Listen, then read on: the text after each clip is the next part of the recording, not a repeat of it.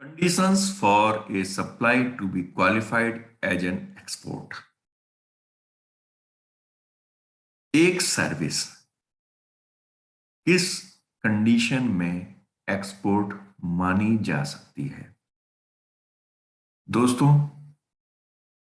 अक्सर ये हमारे मन में डाउट होता है कि यदि हम कोई सर्विस आउटसाइड इंडिया दे रहे हैं तो क्या वो एक्सपोर्ट मानी जाएगी या नहीं मानी जाएगी। क्या कंडीशंस हैं जिस कंडीशंस के केस में कोई भी सर्विस एक्सपोर्ट सर्विस की कैटेगरी में फॉल करेगी। सर्विस जो एक्सपोर्ट होती है उसके क्या बेनिफिट्स हमें मिल सकते हैं, इन सभी के बारे में आज हम इस वीडियो के अंदर जानेंगे। तो दोस्तों, इस वीडियो को अंत तक देखिए क्योंकि इसमें जितना लिखा है उससे भी ज्यादा जानकारी हम इस वीडियो के अंदर आपको देने जा रहे हैं और आपको प्रैक्टिकली उसे समझाने भी जा रहे हैं। मैं CA Prabhakar Gupta, sures of tax professional के यूट्यूब चैनल में आपका हार्दिक अभिनंदन। दोस्तों, हमारे लगभग 500 से ज्यादा वीडियोज इस यूट्यूब चैनल पर अवेलेबल है जो आपके सभी क्वेश्चंस का जवाब देने का प्रयास करते हैं। दोस्तों, यदि आपने अभी तक हमारा चैनल सब्सक्राइब नहीं किया है तो इसे तुरंत सब्सक्राइब कीजिए क्योंकि यहाँ पर हम जो वीडियो बनाते हैं वो सिंपल लैंग्वेज में और आम जन भाषा में बनाते हैं जो कि आपको समझ में आ सके। दोस्तों, हम बात कर रहे हैं conditions for a supply to be qualified as an export. तो a supply of service will be considered as an export only if, यानी कि किन कंडीशंस में एक सर्विस एक्सपोर्ट सर्विस मानी जाती है। वो तब है दोस्तों जब supplier of service is located in India. Obviously आप सर्विस दे रहे हैं, आप इंडिया के अंदर लोकेट होने चाहिए।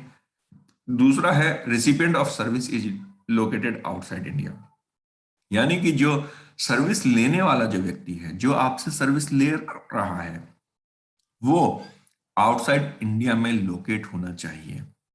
ऐसा नहीं कि आप इंडिया में उसकी कंपनी है, उसने कहा साहब मैंने विदेश में मैंने सर्विस ले ली।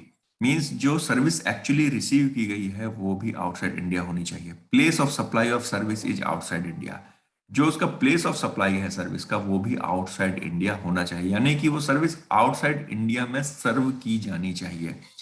ऐसा नहीं होता कि सपोज आपने किसी कंपनी, जो कंपनी आपकी फॉरेन में रजिस्टर्ड है, सपोज कोई कंपनी आपकी यूएस में रजिस्टर्ड है और उसने कोई सर्विस आपसे इंडिया के अंदर ही ले ली।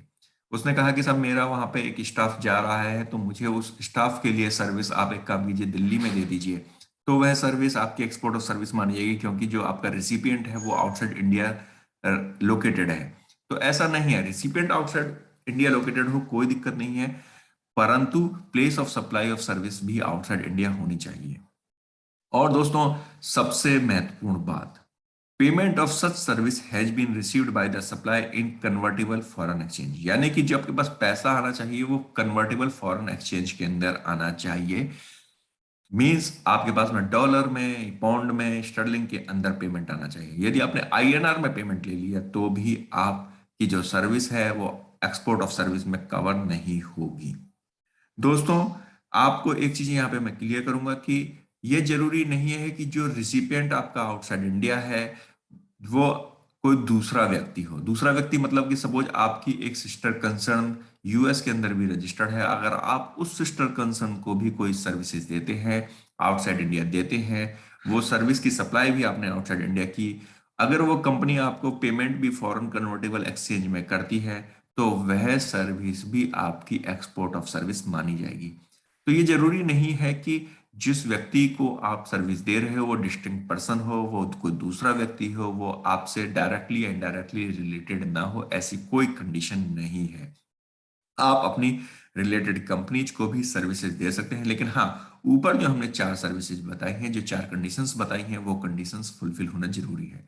दोस्तों, इसके अलावा एक केस और होता है जहां पर आप विद इन इंडिया भी आप सर्विसेज देते हो, उस केस में भी एक्सपोर्ट ऑफ सर्विस मानी जाती है। वो है दोस्तों जब आप सर्विसेज देते हो एसईजेड को, यानी स्पेशल इकोनॉमिक जोन के अंदर जो कंपनी होती है उस कंपनी को यदि आप सर्विसेज देते हो तो वो उसमें रिसिपिएंट भी लोकेटेड इन इंडिया होता है, जो सप्लाई ऑफ सर्विस है वो भी विद इन इंडिया होती है, और पेमेंट भी आपको आईएनआर में मिलता है, लेकिन फिर भी वो सर्विसेज एक्सपोर्ट ऑफ सर्विस मानी जाती है।